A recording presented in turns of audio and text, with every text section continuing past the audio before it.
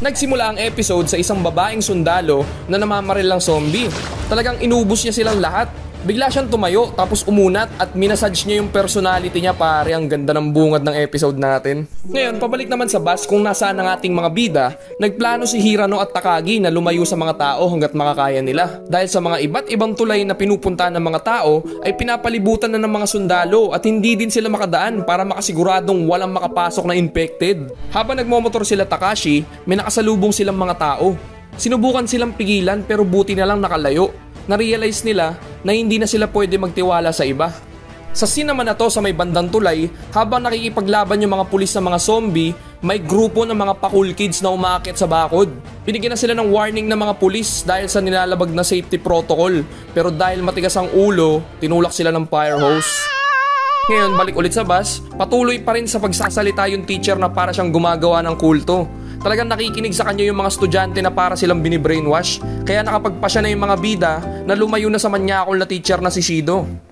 Sinubukan na silang pilitin ni Shido na wag na umalis, pero si Takagi na mismo nagsabi na may sarili silang plano at wala siyang karapatan na magbigay ng utos dahil suspended na ngayong klase, puro zombie na nga nasa paligid. Pero sinabi ni Shido habang nilalabas yung dila niya, kadiri ka naman sir, na hindi pwedeng umalis si Shizuka dahil magaling siya pagdating sa medical skills. Pero di na nakapagtimpi si Hirano at binaril siya sa muka. Nagkataon pala na pati yung teacher pinagtitripan si Hirano nung may pasok pa kaya siya binubuli sa eskwelahan.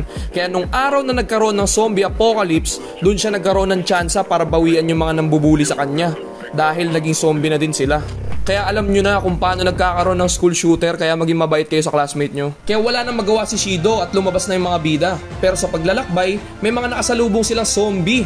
Wala silang choice kung hindi labanan sila. At nagkataon na dumating na rin sila Takashi at Ray for the rescue pare. Isa-isa nilang inubos sa mga zombie at naging masaya dahil nagkita-kita na naman sila ulit.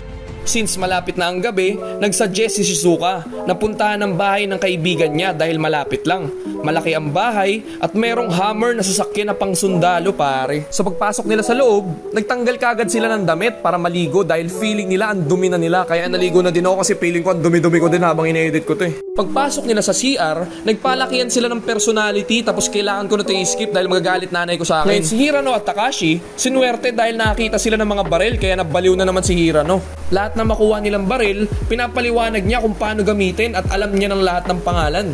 Pero nawala yung angas niya nung tinutukan siya ni Takashi. Nangako din sila sa isa't isa na kung sino makagat sa kanilang dalawa ng zombie ay wag na magdalawang isip na barilin kagad. Sa tulay naman may mga zombie din na pinagbabaril ng mga pulis pero may isang nanay doon na bitbit yung anak niya na infected din. Pero alam niyo na yung mangyayari syempre. Tapos may grupo din ng mga nagpoprotesta at binaril yung leader nila ng pulis. Lahat ng yun na witness ng dalawa. Kaya nag-decide si Takashi na wag nang magtagal pero bigla siyang sinalubong ng personality ni Shizuka na nakainom. At pati pala yung ibang babae nakainom din. Nag-usap silang dalawa ni Ray pero nagkaroon sila ng argumento dahil sa nangyari kay Hisashi.